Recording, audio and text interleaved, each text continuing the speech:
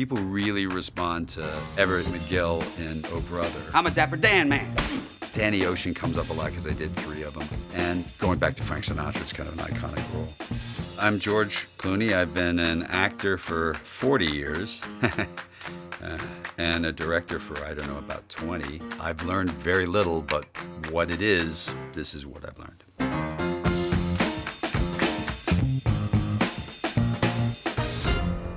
I lived in a small town in Kentucky, Augusta, Kentucky. Mostly I would work on farms cutting tobacco for $3.33 an hour. I also did other jobs. I sold ladies' shoes, which is not a job anyone should ever do. And my cousin Miguel and his father, Jose Ferrer, who's an Oscar-winning actor, they came to Kentucky to do a horse racing movie. And Miguel got me basically an extra part, a couple of lines in the movie. And then afterwards, Miguel said, you ought to come to Hollywood and be an actor. And I said, okay.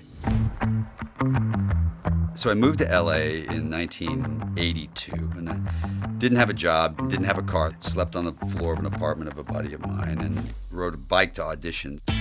And then I got a couple of Japanese commercials, which were pretty funny. But my first job I got was a movie called Grizzly 2: The Predator, which was a total sham. The director was a sham, the producers stole the money. The movie never came out. Charlie Sheen and Laura Dern and I had a tiny part in it. You could literally see the guy holding the paw of a bear going like this. And we're like, ah. And I saw John Rhys Davies, who was coming off of like Indiana Jones. And he was, what you got there is a devil bear. But someone is releasing it, and there are like trailers out of me when I was 23 years old with a bad Kajagoogoo haircut. Then ER hit. That was the career changer. People have to understand what kind of numbers we were doing at the time that show came out. 40 million people watching us. That's not like the old days when Charlie's Angels was doing 35 million people with 3 channels. There was 150 channels out there then. And the show was a star. It has nothing to do with me. But all of us had just a massive ride. And for me, it changed my career. I think before NYPD Blue and then ER, television was pretty saccharine. Films could push it in all different directions, the language, the violence. You be cool. And you had more time to do it. So the difference was oftentimes just the quality. Now that's literally flipped on its head. There's this thing, the AFI Awards, and they would always show the 10 best films and the 10 best TV shows, and they'd show a little clip, and you go there if you're one of the shows. We would go there as ER, and we'd sit there, and there were all the film guys, and there would be these great, Saving Private Ryan, all these great films. And then later, when I was on the film side, and you'd go there for Michael Clayton, you're feeling pretty full of yourself, and you'd watch the 10 clips from the TV shows, and they were so much better than everything you were seeing on the film side. But it taught me that the delivery systems themselves aren't what's important. They really aren't. There are roles that have stuck with me that I didn't want. I get a lot of crap for Batman and Robin still. This is why Superman works alone. I was offered to play Batman and Robin in a 3-picture deal for a lot of money. I'd never made a lot of money. I'd always done okay, but this was like movie star money. I called all my friends. I'm gonna be playing Batman. And, we screamed and yelled. Up until that point, I was just an actor. And actors get offered a part and they can't believe it. I realized from that point on, I was also being held responsible for the movie. And, it bombed, and it taught me I better now realize that it's not just about taking a part, it's about making sure that the scripts were better. And the next 3 films I did were Out of Sight, 3 Kings, and Oh Brother, Where Art Thou?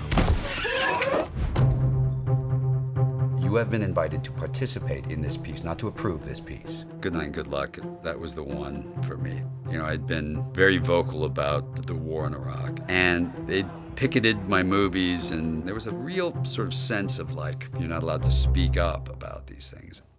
The lesson for me was you can't demand freedom of speech and then say, but don't say bad things about me. So then I started thinking about when speaking truth to power, particularly to our government, was important. I knew about the Murrow story with McCarthy, and I wrote the movie about that. The idea that the most patriotic thing you could ever do is to question your government. To have it have the success it had was incredibly rewarding, I have to say. Good night, and good luck. I always prefer directing over acting. The director is the painter, and the actor is one of the pieces of paint. As an actor, you have to understand what is actually happening in a scene, not what's written. And as a director, you have to understand it for all of the actors. This is Barbeau Observatory. Are you receiving this? With Midnight Sky, the directing part, the only thing that was hard about it was the size, because it's a big film. The space stuff was, of course, complicated. I mean, I watched Alfonso Cuarón go gray on Gravity. Can't beat the view. Everything that he was trying to do, they were inventing the technology as he was doing it. Now they've really refined them, so some of the stuff was a little bit easier to do. Is anyone out there? I knew that the part itself was gonna be difficult. You know, I lost about 25 pounds for it, and I started growing a beard, which is up there with David Letterman look, and then I shaved my head with a thing, and it's all sort of badly done, which I thought was the right way to look.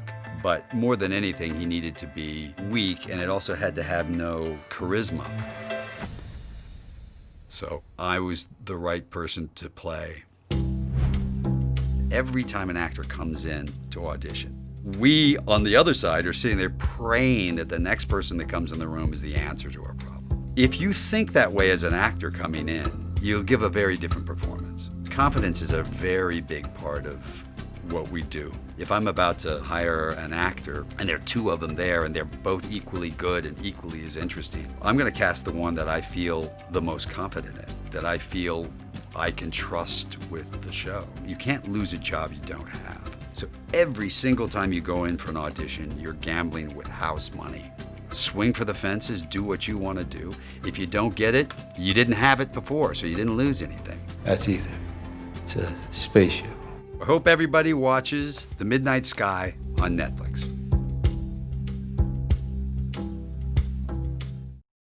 Thanks for watching. Subscribe to the Netflix Film Club channel to get our latest exclusive videos. Plus, hit the bell so you don't miss a single one.